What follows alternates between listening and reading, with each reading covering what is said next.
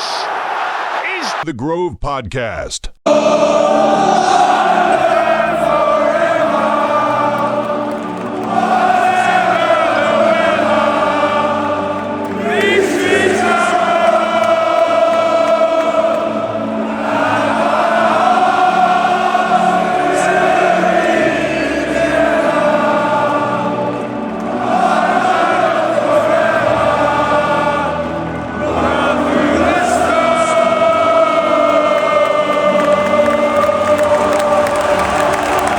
Hello, my name is Tabs and welcome to a very joyous episode of 179 of the Grove Podcast now. Thank you for listening, and I'm pretty sure if you are listening to this that you're feeling a multitude of happy emotions at the moment, and rightly so, because after beating Atletico Madrid 1-0 last night, 2-1 in aggregate, Arsenal Football Club are in the 2026 Champions League final, and it makes me smile every time I hear that, think about it, read about it, and puts a massive grin on my face. And I think it puts a massive grin on every Arsenal fan's face. And that's only for the second time in the club's history. After a 20-year wait, we are finally there. We're on our way, as the chant goes. We're going to Budapest to play in what is the second biggest game of football in the world, the biggest game in club football, for a chance to be champions of Europe, a chance to make legends of this team, to make Arsenal history. Sounds quite nice, doesn't it? And forgive us if we're going to be a bit hyperbolic, a bit effusive with our take on last night. But these are the times to do that and enjoy the moment. And joining me today to relive everything about our semi-final triumph is a very warm welcome back to the pod. Is Jamie? How are you? And how late did you stay up last night scrolling every possible piece of content you could find on the internet? Not very at all, actually. I was in bed about half hour after the game. Oh, thank you very much for spoiling that introduction. Yeah, I think I managed to do a few messages and what have you in the WhatsApps, but I came back down to earth pretty quickly. But no, can't. I mean, what a night! What a night! It was superb. So where's your head at today then? How are you feeling today? Is it just a giddy excitement? I'm just super interested in who we pick up now. You know, I just want to know, who's it we're playing. It's about as simple as that. What's your preference then? What would be your preference? Do you know, I think it's Bayern for me, just out of having smashed them earlier on this season, and you go back to that game and you just think, well, we just need to do that again. Of course, the wonderful theory about that is that last season I went into the PSG doubleheader thinking, well, we smashed them during the league stages, we just need to do that again. So, how that holds together, I don't know. I mean, they have got probably, the most effective front three in Europe right now, Bayern Munich. And then if there is a second most effective front three in Europe, it's probably PSG's. So it's not Gyökeres, Martinelli and Madueke then. I mean, in the last 24 hours, I think that's definitely the most effective in Europe. In fairness, yes, I will give them that. Yeah, I mean, for me, my gut, I think my gut is Bayern Munich. I just think that we've got more opportunity to take them. I think maybe defensively, and I think they've got potentially more weaknesses. I think we can hold off Kane. And stuff like that. Elise's strong, but I think Saka, Elise, they stuck up together. So yeah, I would do that. Somehow PSG's running and just that directness and their midfielders who just never in the same place at any one particular time. They're sort of just constantly rotating. I think that's more of a chaos with PSG, isn't there? Yeah, there's a lot more. There's a lot more chaos. Quite poetic chaos, you might say, but there's so much chaos, and that scares the shit out of me. Yeah, and look, I think, but after the interview last night, I think Bukayo wants PSG for a bit of revenge from last season. But look, we'll take it. Who cares? It's not our problem. We'll take whoever in the final. So, but I did jokingly say, like, oh great, it's amazing. Like, we're getting to the Champions League final. All that effort just to get absolutely spanked by Bayern Munich or PSG. But tongue in cheek.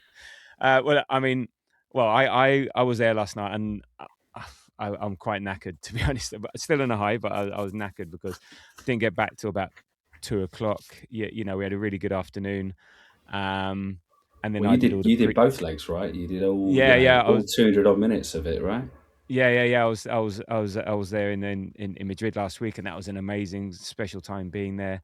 I've done all the knockout stages, so I've been really privileged, very lucky, and all the chat has been today about, Budapest and tickets and stuff like that. So yeah, very much looking forward to that. But yeah, I did all the scrolling, and then they have that lovely feeling when you wake up in the morning that, when you can't remember anything, and then suddenly, oh, we're in the Champions League final. It's great. It was such a nice moment, and like I just So not only did I do all that last night, then this morning first thing I wake up on the phone 2 hours later. Shit, I better get out of bed actually and just get do some work. All the chats, but and it is a huge moment, a massive moment. I mean, how special, how big a moment is this for Arsenal, for Arteta, for the fans getting to the Champions League final? I said only for the second time. It's been 20 years. Yeah. How big do you feel this is for everyone involved? Oh, it's just bloody massive, isn't it? It's been so long, so long. I mean, 20 years actually, and it being 20 years to the it will be 20 years to the day almost when we do it. Is kind of frightening, to be honest. I really, you can't overstate just how big a deal it is for us to make what is only our second Champions League final. It's huge, absolutely huge.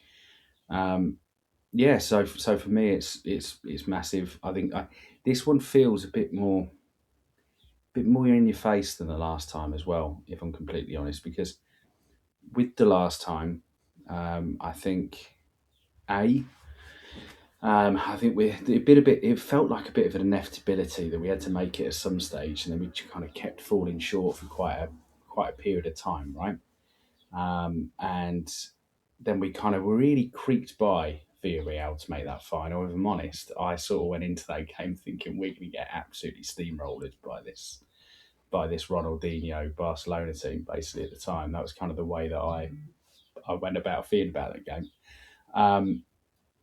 But obviously, we'd won a lot more as well over those previous years, so it had always felt like we would get there at some stage. And this, this is absolutely momentous for this team, I think, because they are still yet to win anything. Hopefully that changes in the days leading up to the final, in the week leading up to the final.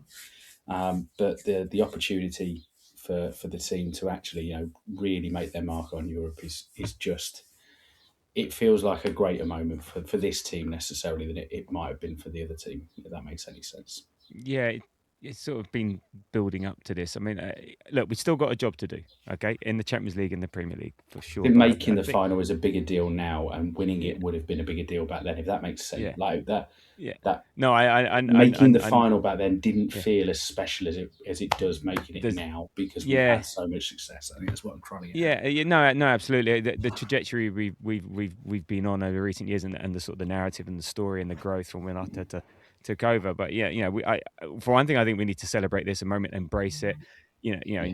That feeling that comes with a final. But I mean, we've got to this final by not having lost the game, in the whole tournament so far. So we could win this invincible. Our trophy is going to be gold. We've only conceded 6 goals in 14 games, 9 clean sheets. We topped the group phase. Yeah, getting through the knockout stages, coping with injuries, poor domestic form, an arduous Premier League season against teams that have been putting their feet up domestically. We've had the chats on the groups and all the rest of it. PSG and Bayern Munich are not tested at all in their domestic leagues, and Atlético Madrid have not bothering with their league because they've got nothing to do with it. So everyone's had their feet up, and we're still having to battle week in, week out. And I think it's a remarkable achievement. I think it goes to show how resilient this team is. So I think we've really earned this, and as we were talking, we built to it over a number of years, the progression from the quarters 2 years ago to the semis last year to now the final, and I think it's incredible given where we were when Arteta took over 6 years ago, to what he has done now, what he's built. I think he deserves so much respect, so much credit, which I don't think he gets. Trophy or not, you cannot just deny that progression, and it is success just without the trinkets at the end of it. And and I don't think this feels like a one-off. If we can get over the line in the Premier League, and it feels like we're building something sustainable. And I think it's a reward for the players, the managers, the coaching staff, the fans, for everyone involved and associated with the club. And we just need to go and finish the job off on the 30th. But I for one am definitely going to enjoy every moment of this until the 30th, until what happens on that day, and then we'll deal with that on the day. But for now, yeah, we've got to enjoy it. Yeah, absolutely. Yeah, and look, Declan Rice also said, like, in terms of the jubilant season full time, he said it was chaos in the dressing room. It would have been so funny just to see what the dressing room was like. And he said, I don't think you can underestimate what we've done in this competition up to this point. We have every right to celebrate. It's such a big moment. The Champions League is the most prestigious tournament, and it's a proud moment for the clubs and the boys. We're just trying to soak it all in. And look, the celebration police have been out. The BBC, as is their want, release an article, all about have we celebrated too much, and then you all get the haters and shit like that, and say, well, fuck them. That's what I say, fuck them, because you just take the joy out of anything if that's the way you are. I was listening to the Askcast, and he said, look, if we score in the first minute, we celebrate, and when there's a whole match to go, we still celebrate. So, fuck them. So, I mean, I was fortunate enough I was fortunate enough to be there, and I'll touch on that a bit. You weren't there. How did you experience the game? How were you feeling? Were you, pre-match? Was there a lot of nerves, or was just sort of like, how were you feeling about the game, and and just in general, just watching it from? I'm assuming you watch it at home rather than the local, but how was that for you? I did, yeah. I watched it at home. It was, do you know, funny enough, very, very little nerves in the lead to it. I've not really been thinking about it. I've been sort of lucky and unlucky that the last month and a half, 2 months, has coincided with me being at the ground a lot less than usual during some of the games that we've not done so well on, not being on this pod a great deal, not talking a great deal to a bunch of people about the Arsenal, and busy because I've been absolutely slammed with a combination of work and personal life, and moving house and all that kind of stuff. So actually, like many things, I've got into a really nice little cadence the last few weeks. Just watch the football, and that's it. Just wait until it's on, and at that point, worry about it. But until then, what's the point? So I didn't have any massively great anticipation for the game. Obviously, I knew it was on. I was looking forward to watching it, and that was it. And to be honest, it kind of sneaked up. I always find this as well. Whenever it's a Tuesday game, it always sneaks up me anyway, because I sort of, for some reason, my brain defaults to Wednesday. And I think because it was a bank holiday in particular, it sort of snuck up on me as being, oh, yeah, of course it is tonight. Yeah, brilliant. Yeah, lovely. I'll watch that tonight. Yeah, the boys will be all right. So I just got on with life. It was fine. And how did it come across on TV? Because I mean, the atmosphere sounded absolutely fucking. I mean, as soon as it came on, and this was one of the very rare occasions where the missus knew both which one recently, but also the importance of this particular tie. That I got to watch it on the big screen rather than normally if I'm at home to watch it, it's on the monitor upstairs, which fortunately has been upgraded recently to account for the fact it's now my main football TV watching station. But I said to her during it straight away, I just said that is, I would absolutely give a right arm to be there right now. That is I really wish that I'd sorted out get myself in the stadium for that one. So yeah, I was dead jealous. It looked absolutely fantastic. Yeah, I mean, I was lucky enough to go there. Where is that in terms of top atmospheres that you've had? Oh, number one. I said you reckon the very best, yeah. It is, yeah, by far. And we're talking prior to full time. We're saying full time. It's like the whole thing, just the whole, even beforehand, even better than Madrid. Even better than Madrid. Madrid's enough. Wow. Madrid was a reaction, I suppose. Yes, it was reaction. I loved Madrid. That's my best ever time in that stadium is Madrid. But that was reacting to Declan Rice, and it was more like, exactly, yeah. Oh, bloody hell, we've just beaten Real Madrid 3-0. We go into that game thinking, not damage and limitation of it, but you just think, we don't know what's going to happen here. This is Real Madrid coming to us. This is a quarterfinal. It's a bit of excitement, a bit of a not experiencing before, and sort of like just felt like Celtic Park when I was watching it. Do you know what I mean? Yeah. It felt like that sort of atmosphere, which we don't do. We just don't do. We have nights where we have a bit of a party. Don't have nights where we're Celtic Park. where it's Yeah, we are with every single kick of the ball and we're right on top of the opposition. That yeah. I seemed just mean, really special to me. yeah, I mean, it's not something that English clubs really do. Then it's not like, let's say, the Galatasaray, or even last week in Atletico. You know, the whistling throughout the whole game and the whole atmosphere. It just seems a very continental thing. Or you say in Scotland and stuff like that. It's not something that we do great. But you know, last year, and look, it all started from, said met up with Moz from the pod and Andy from the pod and a few others. I was up. My son came with me as well, and went up to have a couple of drinks at 12 pins, and then we went to the greeting the coach thing. And when we got there, it was sort of like we got there a bit earlier. So, this is all a bit underwhelming. Yeah. But actually, it built up and it built up, and there was like thousands of people there.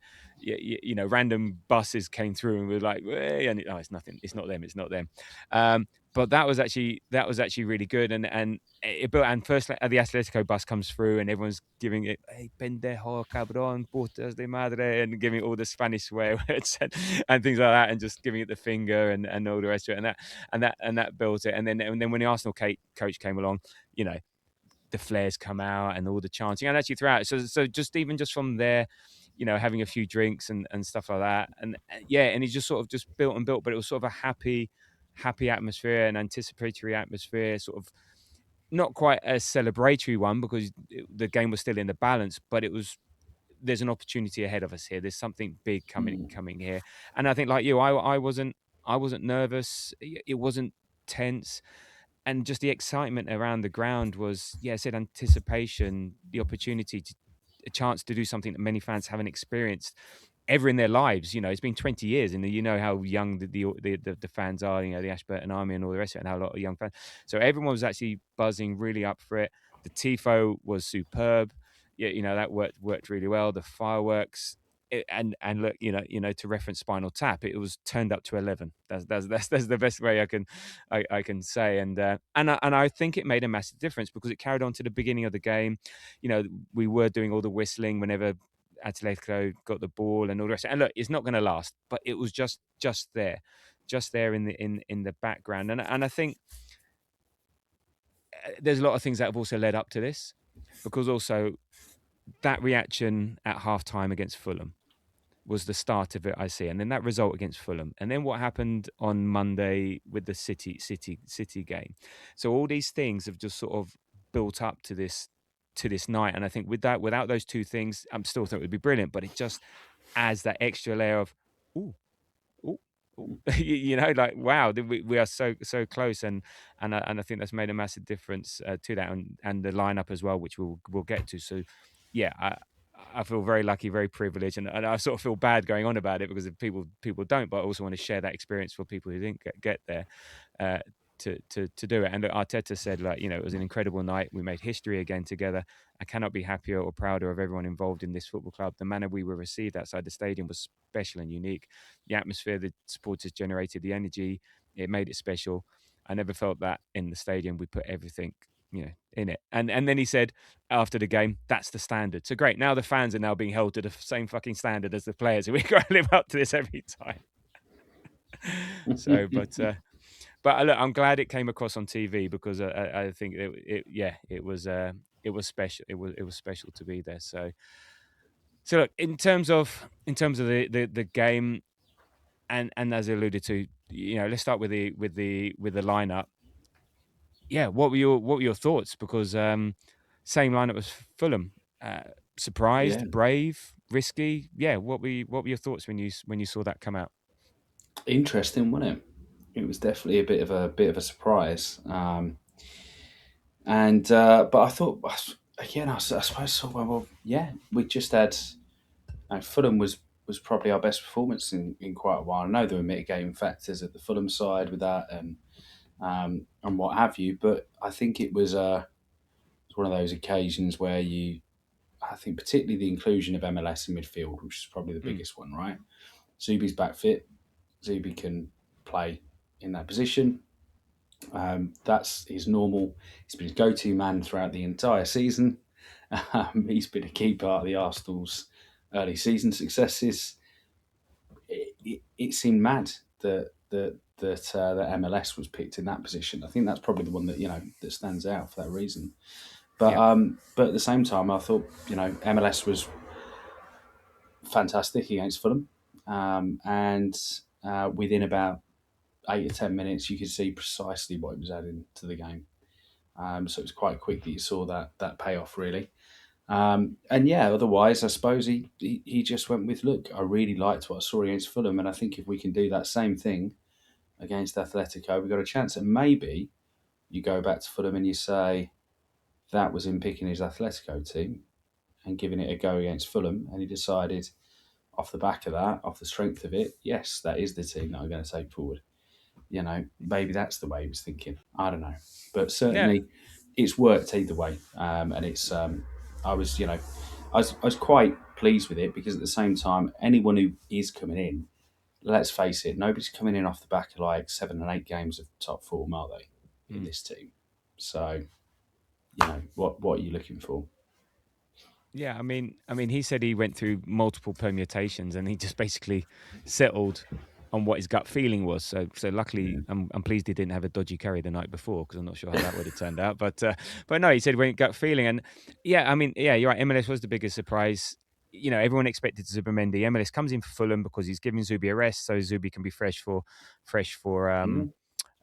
and that's the everyone's understanding. Look, and he's 19. It's only the second time he's played in centre midfield for Arsenal at 19 in the semi-final of the Champions League, in the biggest game that we've had at the Emirates in the club's, at the Emirates ever, sort of thing. I would suggest, and it's look, we know he can handle it because he played against Real Madrid last season, in the Bernabeu and here, so we know he can deal with the pressures. So, but in that, that's insane. As for the others, White versus Mosquera, Nelly versus Trossard, Incapio, Calafiori, and then they say, well, yeah, just go with what worked. And like you, I thought, well, the Fulham weren't great. They were full of virus. I tell you my honest reaction when I saw that. I was unsettled. I was like, okay, this is not what I was expecting. It unsettled me. It took me a while to get my head around it because I was like, okay, he knows what he's doing. I'm one for Arteta. Fine, he knows far more than me. But it did really unsettle me, and I did not know what to think for a good half hour. I was sort of like, just couldn't, does not compute type thing. So I felt bad. But what I did think is that we had an amazing bench. And I thought maybe the subs did play a role. I feel, but I thought we had an amazing bench. So I think that was the positives around this, and that we can change it up if need be. And Arteta said and also what he showed was the togetherness of the team. He said, I went to some of the players and told them, I'm sorry, but I'll be picking the same lineup against Fulham. And they said, boss, we're here whenever you need us. And then they hugged me. It's all a bit of a story, but he's just saying that, right, fine, whatever the team needs, we're here. And I think I love that togetherness, and it just feels maybe things are just coming together at the right time in the right way. And sometimes you find a team, at the end of the season, a team just suddenly appears and you just roll with that team because it's working and you're winning and you've got the connections there. So if it ain't broke, don't fix it, sort of thing. Maybe tweak it a little bit, but yeah, it felt good. It felt good once it started, but I was unsettled for a while. So in terms of highlights, lowlights, I'm not doing any lowlights because there were none. Any particular, we were going to go through the game, but is there anything that particularly stood out, or any particular highlight from yesterday's game that you thought that was cool? I'm going to go with the last foul on Yok, who was an absolute Goliath up top. And I've loved, he's been improving his all-round game week in, week out for a little while now. And I thought it started when he was playing with Havertz, actually. And it seemed like we were just starting to get earlier balls to him, and he was showing a bit more of what he could do running with the ball. And obviously, first leg against Atletico, he had that fantastic, performance there as well. Again, very dynamic, lots of hold-up play, lots of running with the ball, lots of getting hit early by the players around him, and him doing the work then to ensure that we retain possession and that he got that support. It happened again against Fulham, and then today or last night was the very best that I've seen from him. His hold-up play was it was close to, what I've kept asking for about 2 years now is an Olivier Giroud to put in this team, and he was Giroud-like with it, little bit less good looking with it, little bit less. He actually protested somewhat less than Olivier Giroud would throughout the entire thing as well. He's got less of a Gallic shrug, hasn't he? So yeah, it was a bit less charisma all around there, but he was just so good. So I think that last one in particular that he won, and it just at that moment just felt like that's it. He's got us over the line here. He's done that, and then we win the free kick. That wasn't the one that to go, or whatever. That wasn't the one that could have been a red card, was it? No, that was earlier. But okay. I think it was, and it was either way. It's the one we win the. It's not far over halfway line. We win the free kick, and we've got okay, no, 1 minute. We're 1 minute and a half left of the 6 to go. Okay, yeah. Well, funny of my highlight, like minute part of the game, was in the 88th minute. He was on the edge. He'd run back to the edge of his box to help with the defending, and then the ball gets cleared. And he's sprinting to close down the goalkeeper, but he starts his sprint from the edge of our box, our area, yeah. and it's just, and he's, there's one thing he's a machine in that terms of that fitness, and as much as we've knocked his limitations, and he has got limitations. We know he's not at the top level. There's games that he's just not figured. We've carried him. It's like playing with 10 men. But one thing you can't do is fault his effort and his endeavour. Now, sometimes that's not enough. If you're a club like Arsenal, you need a bit more than that. But now he's got that endeavour and effort, and he's matching that up with output or bringing something extra to the game, bringing something to the team, either be it goals or assists, like he's done the last 2 games. Didn't get anything yesterday, should have done. But just lung busting, 88th minute, down the middle of the park. And then still chasing around. I thought that was absolutely fantastic. And what that does, you're 5-6 minutes from getting through, and that just lifts the crowd, and everyone gets lifted, and it just brings that energy in, and it's just so impressive. And say the last 3 games, he's just sort of appeared, and look. You put better players around him. Funny enough, he plays better. So it's also been his touch has improved. Everything seems to have improved. His strength. The key thing for me is his strength, because that was one of the major problems that I had with him, was that he's clearly a big boy. He's clearly going to win an arm wrestle against the likes of me, but he didn't seem to know how to use his body. And I know that there was a lot of talk actually over the Christmas period that was the biggest thing that the individual coaches were working on with him, was playing with his back to goal. Right, back to goal. I just did not rate him at all. I did not think he had the technique, nor the physical, nor the physical command. It's not the physicality. It's not the physicality, but the physical command to be able to play back to goal. And in fairness, that's massively changed. So fair play to him. He's been really good since Christmas in general. There's been a lot of really good stuff from him, and he's papered over the cracks. But now he's actually filling in the cracks a little bit. These performances over the last 3 games. 4 games, maybe I might want to extend that a little bit more, actually. He has been, not just papering over those cracks by being very good at the stuff that he's meant to be very good at. He's been filling in the stuff that I just didn't think he could do. He has been doing a good job of. So that's lovely to see. And it's nice to be wrong at the pointy end of the season about that fella. Well, look, I mean, he's got 21 goals for Arsenal this season. He's the 3rd top scorer in the Premier League, I believe. So, against the output sort of is there, but he's rough around the edges, and he's just something about him that's still, in those moments. I know you said no low light, but I will say just the fact he didn't get a goal to cap off the performance is probably it's the positive low light about the night, right? Yeah. It's that if anybody's deserved a goal more playing centre forward for the Arsenal in the last few years, that performance deserved one. As I keep shouting to my son when he used to play football, get your head over the ball, because he gets his head over the ball, that stays down. I think, and what a cross from Hincapié. Jesus, it took me so surprised. So the fact he took it so early and it was perfect. It was a hard chance. I think it was a hard chance. So it's not easy, but you head over the ball. A top striker, I think, finishes that anywhere on target. That in going, and it is a shame for say it as a low light. It's a shame that he didn't get that. But some real proper number 9 stuff from him. And in terms of his body strength, this is the thing, and it still doesn't get all the fouls that he deserves. But you compare his body strength to someone like Saka. All Gyökeres's body strength is in his upper body, which I think helps you a bit with sort of like shielding a bit of the ball, but what you need is the strength in your legs. So basically, you just No, cannot you push want it. Saka. You want it in your derriere. You need to be Well, your Miles derriere, Lewis but Skelly out here with you. You just need and your to look quads. like you're about to start grinding in Brixton in like 2001, But but and but you look at then you Saka. can do whatever job you need. But you look like Saka. You cannot push him off the ball. His legs are planted. You not get him off the ball, and all his strength in the lower legs. I think Gyökeres, he looks big.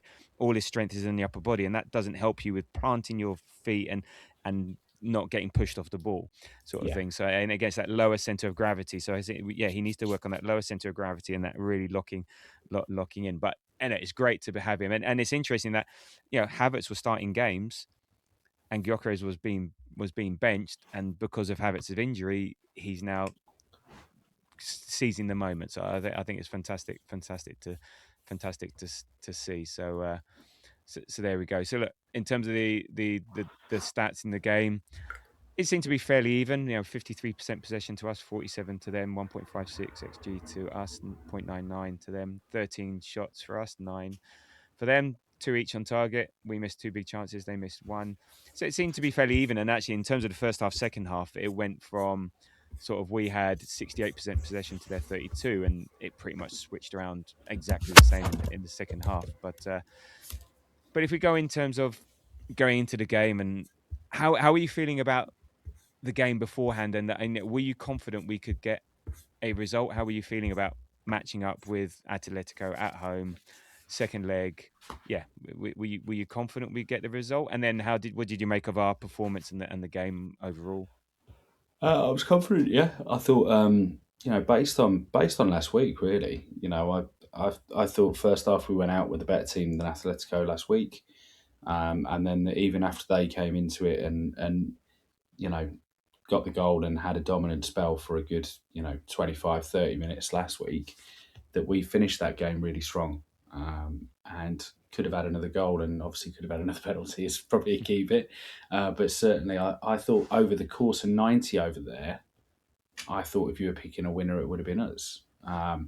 So you come to our place, the only bit of intimidation I had was that I kind of, and I don't think there's any stats to back me up here at all. I will say that right away. I think this is legit vibes based, Or the eye test, whatever.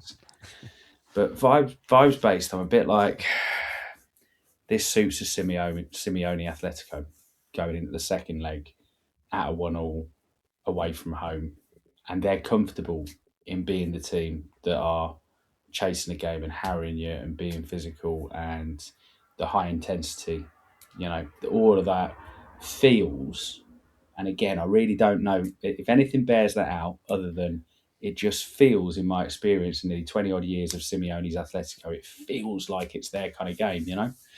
So that was the little bit of intimidation that I had. It wasn't really about us. It was about them. It was about the opposition perhaps being really well suited to this kind of tie. I mean, I look, before the game, I didn't think we had anything to fear based on last week. They were very beatable. They let in goals. We did spank them 4-0, and it's our place. And I think what you were saying about Simeone is interesting because they aren't these they've not been playing like the Simeone of old, like No. that dogged dour team and all the rest of it. They're actually become a bit more sort of expansive. They score a lot of goals, but they let in a lot of goals, type thing. So that I always knew we could get goals. But I think yesterday you're right. In terms of the way the game panned out, and they settled into a bit of a back five at times. So that is more Simeone. I think they were keeping it tight. They were not trying to give anything away, reduce any space. I think they were quick to close us down, and their press was sort of quite good. So I think they did resort to type, but how from back in the day rather than be their usual selves. But with the likes of Alvarez and Griezmann, and I have to say, I love it when players come when they lose, but when they come and you can appreciate a good opposition player. So when they came last time, Alvarez stood out. He was superb, fantastic. in the 2 games that I've watched, not that he had much end product, but Griezmann is a class act, and he just Great, seemed because Griezmann was anonymous when they turned up earlier on in the season, and Alvarez yeah, looked decent but as well. I thought yeah, Alvarez was by far the one that looked dangerous against us, and yeah, Griezmann looked like he'd fallen off a cliff. but And then this but game, I now thought this really was Griezmann being wily, Griezmann being quality. He worried me all the way through mm, until the point at which he slipped off the pitch. yeah. Well, Yeah, he yeah, can only last so 100%. long. He's a 60-minute Yeah, player now, type thing, because of his age, 35, whatever. But he just always seemed to be, it's cliche. He's in pockets of space. yeah, He'd always be available for a pass. He just seemed to be. Oh, there's Griezmann there. Oh, there's no fixed position. Always these hardest players to mark. He was one that had a shot that almost led to the penalty, which wasn't a penalty because of a foul. He's just always dangerous. But then also he was working back. There was that moment when there was no chance he was going to tackle Rice, but there was that moment he's chasing Declan Rice down the right hand side. So it was like I love seeing players when you don't normally see week out come to you and they lose, but you see, wow, that's a quality player. And it was the same last week in Madrid. He was the one that stood out, caused danger. I think he hit the post. For 60 minutes, you just always worried he's going to do something. I think Alvarez actually didn't offer much yesterday. He was quiet. I think there was things maybe being injured. yeah. But yeah, I expected maybe a Simeone, I bit more thought, from was him. the other player on their side as well. Actually, Yeah. it's impressed me. I didn't Mm, necessarily, think that much of him coming into these couple of games, and I thought he was quite a handful. He's a moaning yeah. bastard, but Well, he takes after his father. he is quite a handful, isn't he? So, yeah, I thought they came out fairly well. Mm, They were very very aggressive. They were looking to knock us off our stride. Their press mm, was immaculate. mm, As much as Alvarez might have been quiet in possession, he was very, very effective out of possession, actually. I thought that front line in general pressed extremely well at various points in time. And they were just super, super aggressive. And they were looking to turn it into they were looking to do what they did in the early part of that second half and make us uncomfortable and not let us get on the ball. And they did that very well, I thought, for the first half. mm, I until for a good amount of that first half, mm. I'm feeling quite worried if I'm completely honest with Well, you. I think it was more a case of they were holding us at bay to a certain extent, but then they weren't really offering a huge amount of threat. They're going to Yeah, have their moments because it's a Champions League but semi-final. You're not going to. that's the thing that I Mm, think has always traditionally suited mm. Atletico, right? That's the Yeah, bit. It's the counter yeah, attack, and that still is the yeah. case from now. So even though they are a bit more free flowing, a bit more expansive Mm, now, their counter attack is very good, and that's still the bit that worried me. Is like if it continues like this is more their game than it is ours. Was the way that I sort of felt in that and respect. then maybe this is why having Eze and MLS in there, they're the ones that actually the bravery to receive the ball, turn, take on your man, go for it, and be press resistant. Say right, okay, I'm happy to receive in a tight space and get out of this, and then we do that, and then eventually, if you do that enough times, they're gonna have to change their tactics because, like, against Fulham, we had all the space in the world down the flanks, and we used that and exploited that. Yesterday, when they're playing back five or defending deep, we didn't have that, so we had to find a different way. Saka was 2-3 man marked, so we had to find, okay, where are we going to get this? We're going to have to get it through the center of the pitch. Is sort of like small space stuff, as much as we can, sort of thing, but then exploit the open space when we need to. So I mean for me, I thought this was a brilliant, controlled, mature Yeah, performance to say, especially the first half. We didn't really give them a sniff. We were the better team over the 2 legs.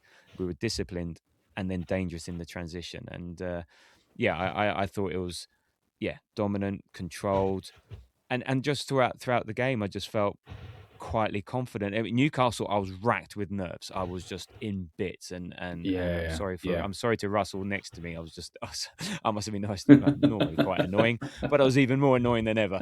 Whereas yesterday, I was just sort of like, and I was really calm because even at 1-0, even if they did come back, the subs, I think, getting that selection right by our subs and finishers we had just such good quality, either come on to try and get another goal, or finish the game on. And the way we used the subs and who we brought on and when we used it, it was just nigh on perfect. Is it? I think Gyökeres getting the second goal, that would have been the perfect game. But 1-0 to Arsenal, it's a tradition. And maybe I was thinking now, maybe I know that is that stupid thing that say 2-0 is the worst scoreline. But maybe if you go 2-0, then you sit back a beat, and then you invite pressure. Whereas at 1-0, yeah, you still maybe have to go for the second goal. So I think maybe being at 1-0 in a way sort of helped us, if you see what I mean.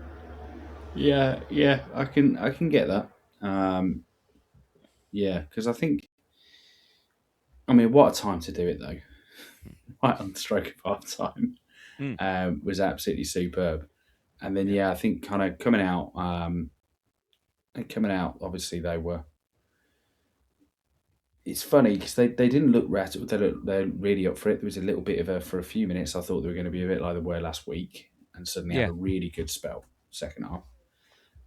But it sort of felt like very, very, very quickly this time we turned that around and went, no, nope, not having that. We kind of did some safe stuff for 5 or 10 minutes to start the half. All the subs come on, they're quality subs, and then it's like, right, we've got this now, right? Yeah. I mean, it did feel like, so we'll get back to Saka's goal, but it did feel like, oh, this is a repeat of last week. Score late in the first half, and then they came out flying in the second half. But I think we then managed to have a few counters of ourselves. Whereas last week it was just wave after attack, and we just couldn't get the ball, couldn't get out, couldn't do anything. This time it was a bit more ebb and flow to it, and again there was a bunch of early substitutions. But if you go back to the first half, say bit cagey, controlled, what you expect from a semi-final. I think we had the crowd behind us and we did try, but I think they knew what was going to happen, so they just made sure they'll nullify anything. Get through. Their job is get through the first 10 minutes, get through the first 15 minutes, don't concede, don't give anything away, and then the crowd will quieten, and then we'll pick it back up again. And we had a few moments. They had a few moments. I mean, the main one being MLS fizzing it across the box and just no one being there to put it into an open net.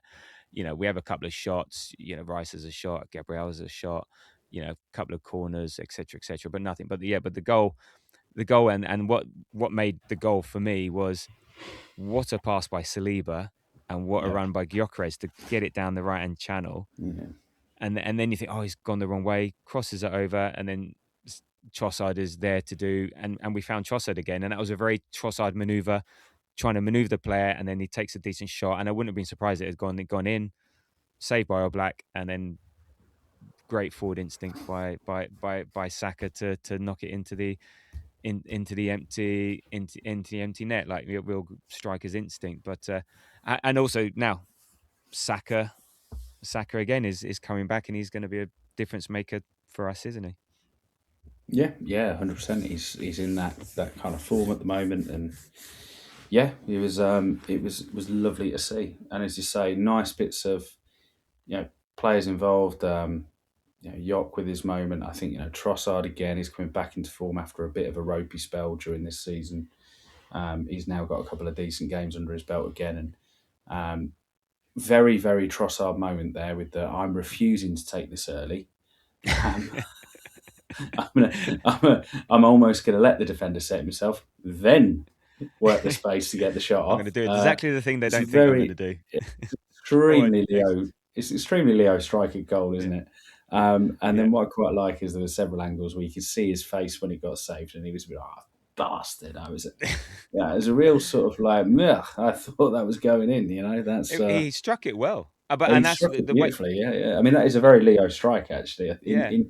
I take the piss, but that way of setting the defender looking to manoeuvre and get that half yard of space and whip that ball across is one of his little specials, right? That's one of Leo's things that he loves to do. And the only thing is with Leo, a lot of the time it's not a clean strike, but when it is a clean strike, it looks lovely, and he did well, and Oblak makes a good stop.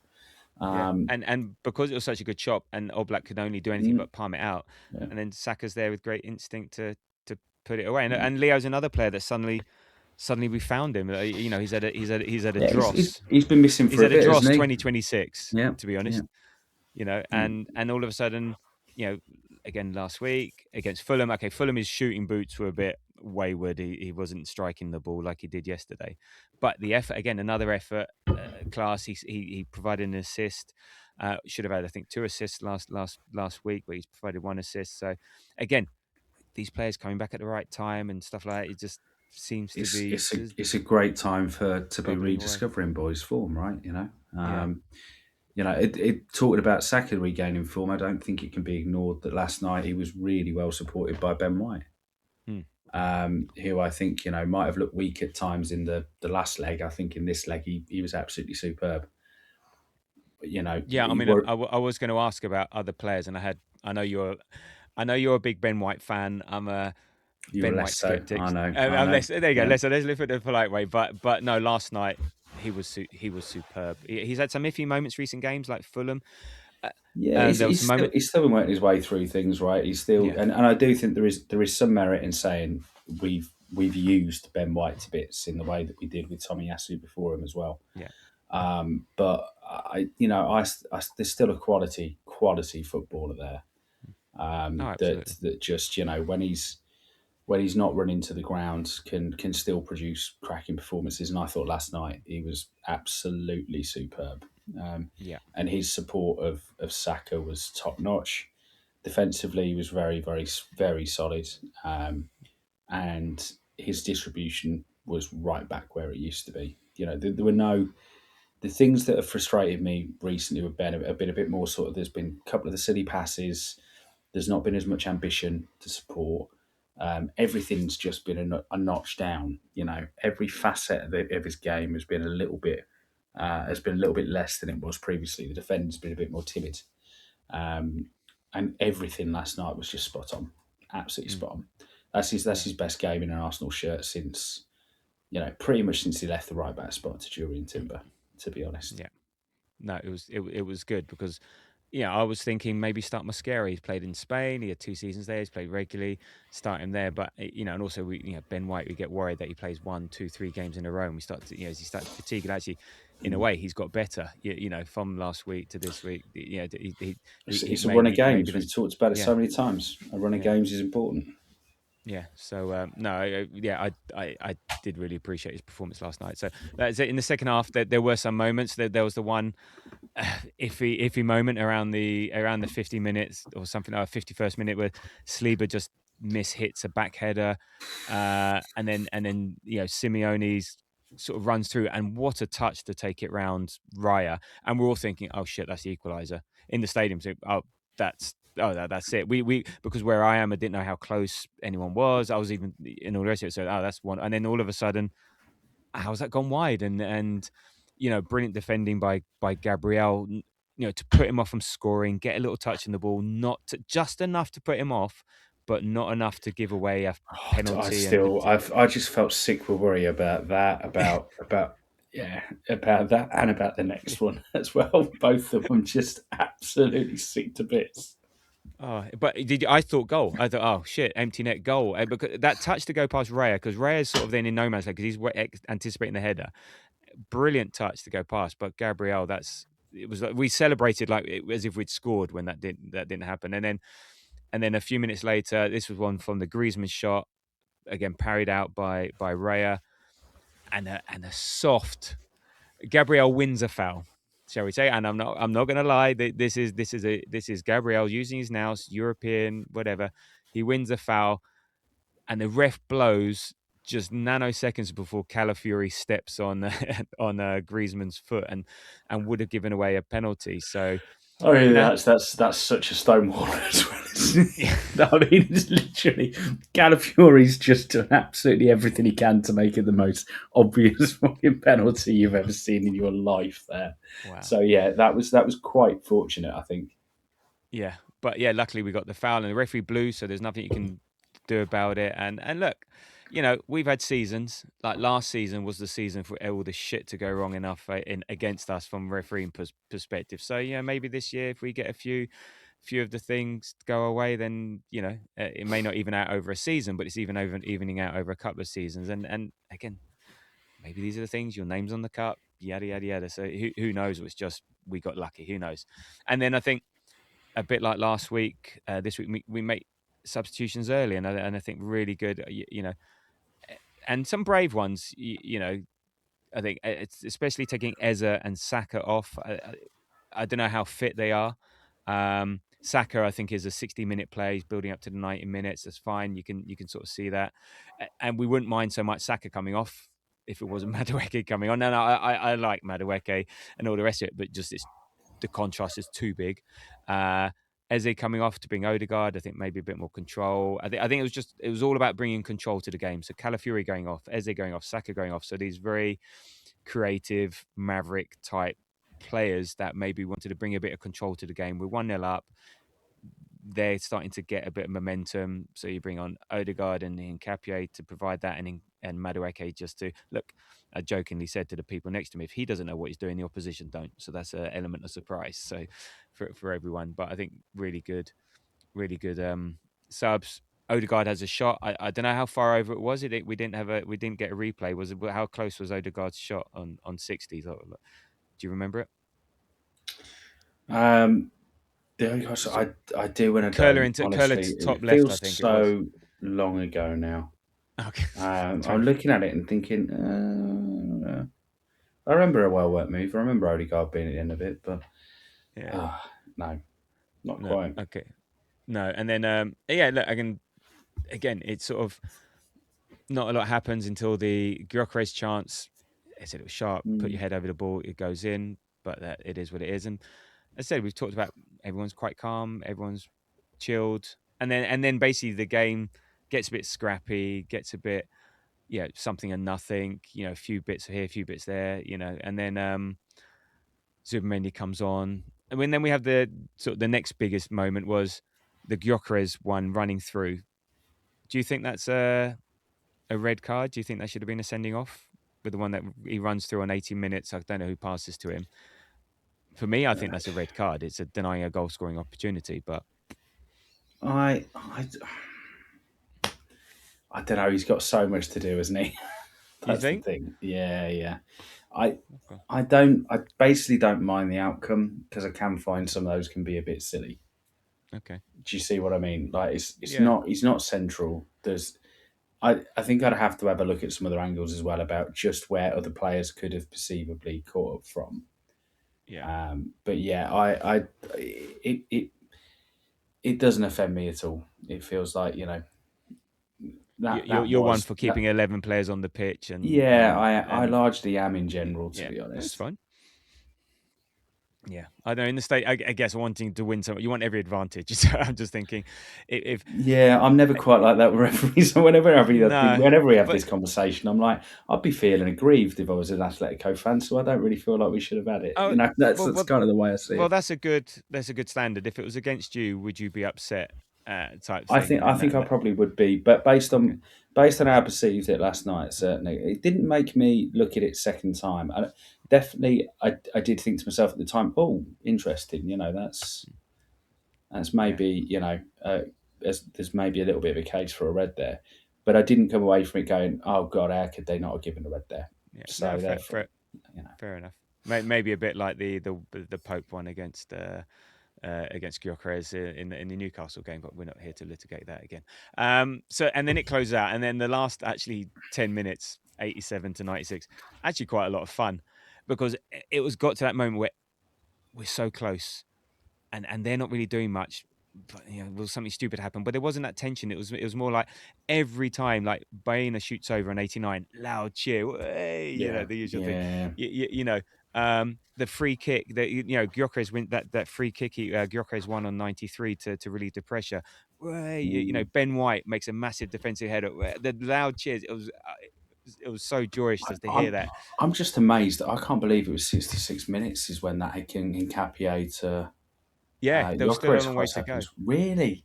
Was there 30 minutes played but that after would have been game over for sure. But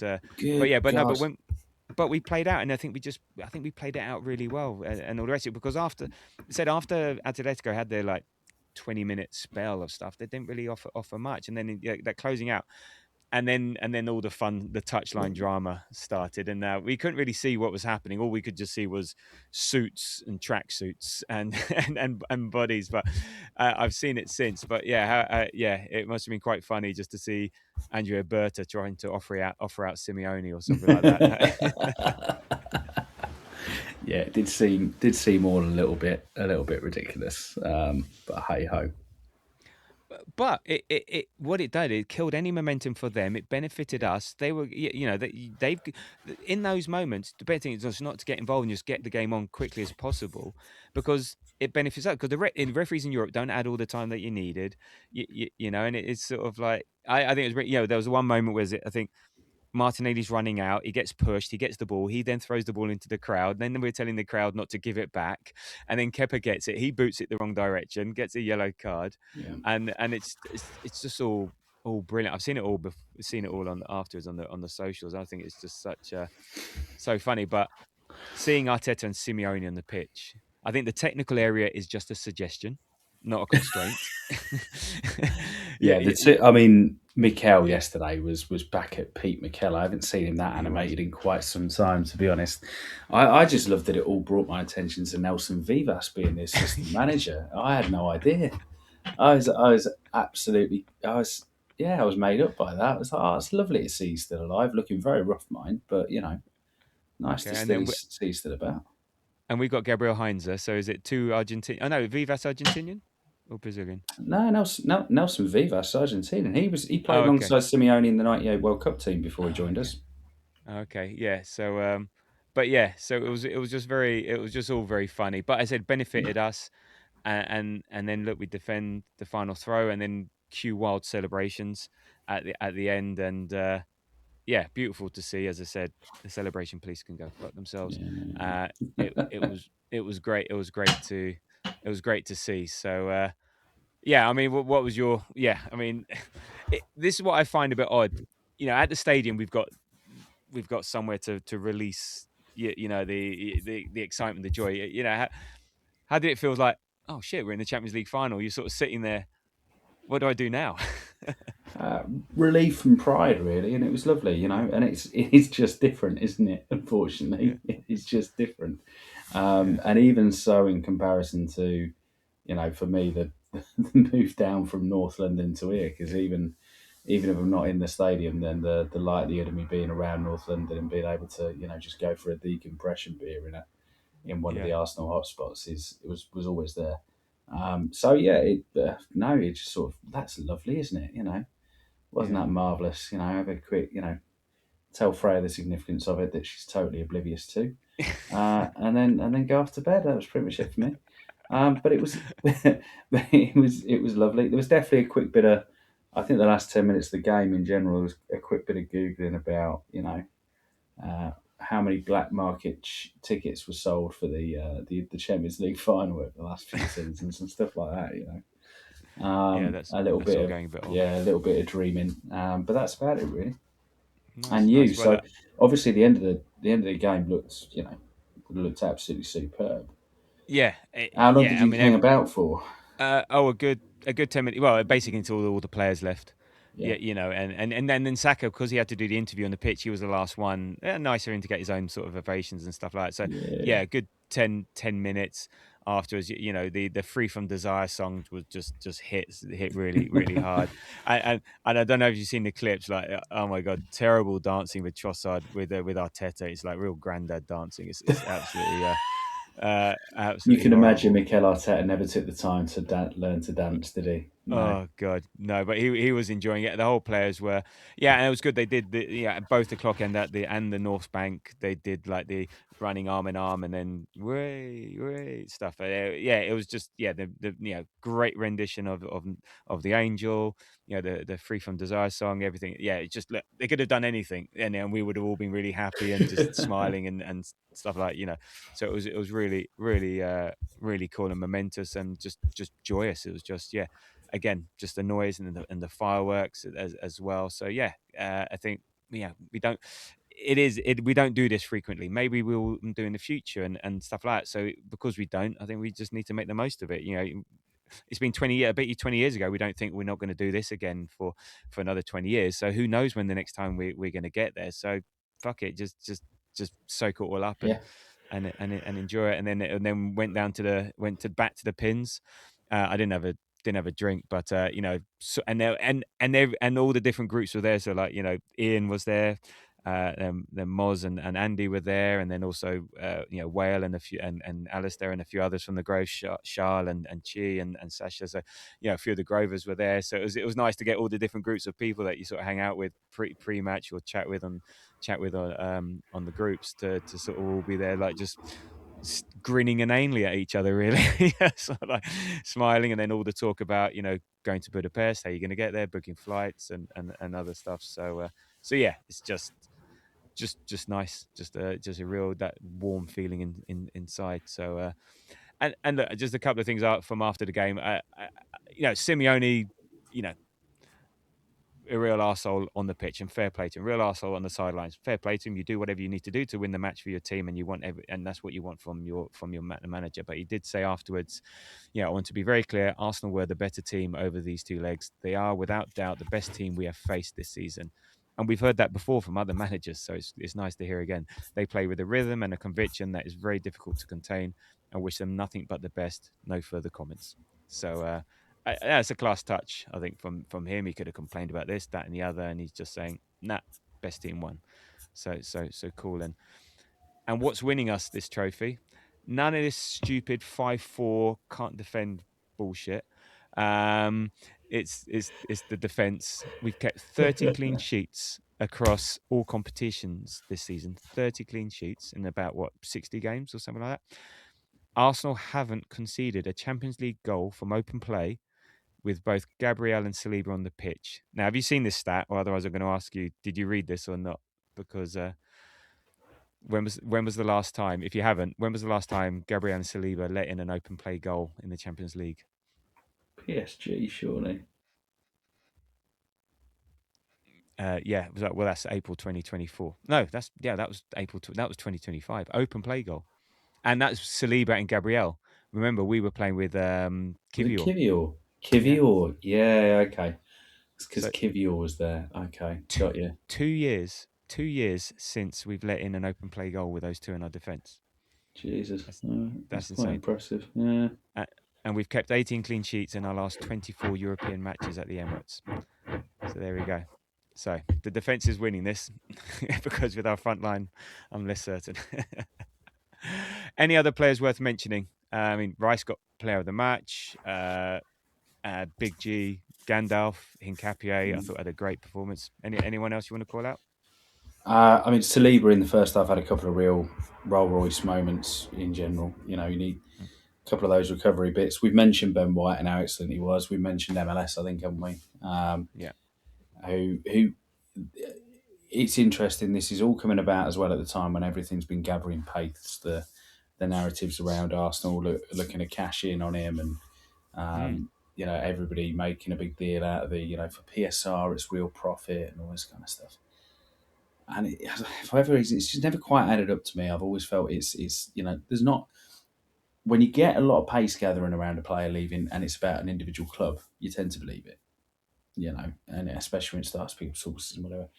This just always felt like people are just trying to find something to say, and he's an easy one to pick on because of the situation he's been in this season, where he has not warranted being in the starting lineup for most of the years.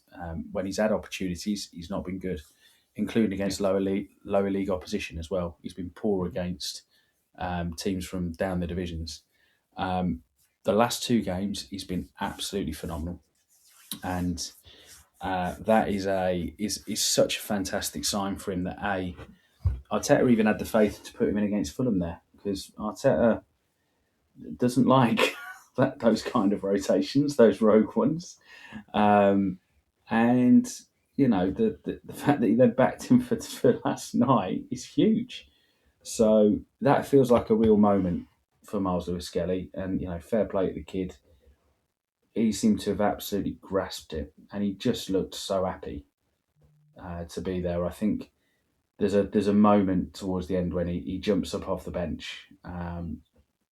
Sort of just he looks kind of fully engaged and everything. And hopefully, this is the start of us seeing him a bit more in midfield, and he gets some more opportunities there moving forward. But definitely, that's one that I just want to linger on to say, what a fantastic day for him. Because a month ago, you just can't. Well, a week ago, you're just not anticipating that being the case, are you? It's nuts how quickly things turn around. And look, I think not the writing was on the wall, but Calafiori, we buy Hincapié. He went from first choice to third choice, and it's really difficult. He's had a difficult second season, and we know all of that. He hasn't performed when he's given the opportunity. He's been a bit, but he's been useful because we've needed him because of injuries and stuff. But I think this could potentially, the last two games, change his trajectory as a player at Arsenal. Arsenal's midfield trajectory, because you're looking, well, why do we need to go to France to get some young midfielder when we've got MLS there, sort of thing. And I think this changes a lot massively. It's like, the Fulham game, you think, it's just a one-off. Great, Fulham weren't great. He did what he did. He inverts from the left anyway, so good on him. But what he did yesterday to back that up, I think this is our start to This is maybe, and I think genuinely one of the best players in the pitch that first half. I think his ambition to break the press several times through quick, incisive, direct balls was very, very. It was brave, and it was really, really good. And he kind of set that tempo a little bit after, I thought, a bit of a nervy 7 or 8 minutes where they came out a high tempo and really kind of gave us that high press. He was the one that looked to break the press several times. So I really, really liked that, and I like that combination with Eze and with Rice as well. I like Eze's willing to drop so very deep to collect the ball, and he doesn't do so in that same sort of busy way that Odegaard does it, where it's all, he's sort of desperately industrious as he goes to pick up the ball and then looks to find the forward pass and carries the ball in order to do so. Eze does so in a somewhat lazy manner. He kind of drifts back. And then you just saw up went Rice, up went MLS. And they did that quite a few times, that rotation in that first half, allowing Eze to drop back. And then with MLS and Rice as two players that you don't mind being in those positions, I just really enjoyed that midfield. I don't think it's all of a sudden going to be the future of Arsenal. No, but it's an option. But I think that's a real option. I think those players, all three of those players have plenty to contribute, and all three of those players are contributing lots at the turn end of the season. Admittedly, Declan Rice had plenty to contribute for 3 years with absolutely zero break in between at this stage, but certainly one of the mention actually, Eze, I thought was really good too. But again, that's becoming just a bit of a norm as well now. And it was nice also that when Oda came on for him, I thought Oda played really well as well. Well, that's what I think. Yeah, exactly. I think the subs complemented what we needed to do right at the right time. I thought it was superb. Just one final thing on the MLS thing. He's displacing a Spanish international who's won the Euros. Yeah. Who's played all season, and to do that in a Champions League semi-final against a Spanish team. You just think at the age of 19, it's just nuts to think of it, and he just takes to it like a duck to water, and I think fantastic. I mean, again, to call out, Rice was player of the match. I mean, how fucking good is he? His newish role, with MLS or Zubi, covers every blade of grass. He's up and down. It's just, I think, not saying he's restricted to the left 8 where he has been, because he's been a class player there, but this, I think, really, this role and swapping, dovetailing, because he's not always just sitting at the base. Sometimes MLS would go there and receive the ball, sometimes either. But just this sort of freed him up a bit. But he is if you do have him there more often than not, it means you can do more up front. It means, you got Saliba, you got Gabriel, you have him. If you've got White or Calafiori and Hencapié also covering, they've got enough to cover our defense. They've got enough to pick up the pieces. We're not going to get overrun, all the rest of it.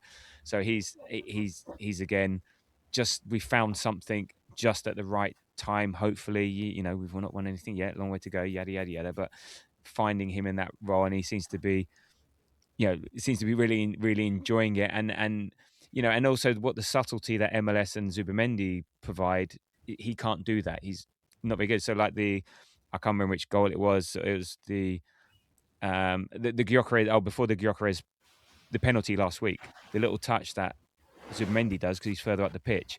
to set Odegaard to then set, Gyökeres free to then get fouled. Declan Rice isn't making that touch.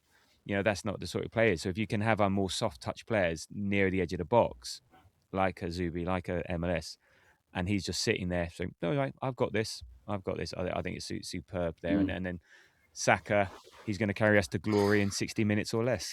So there we go.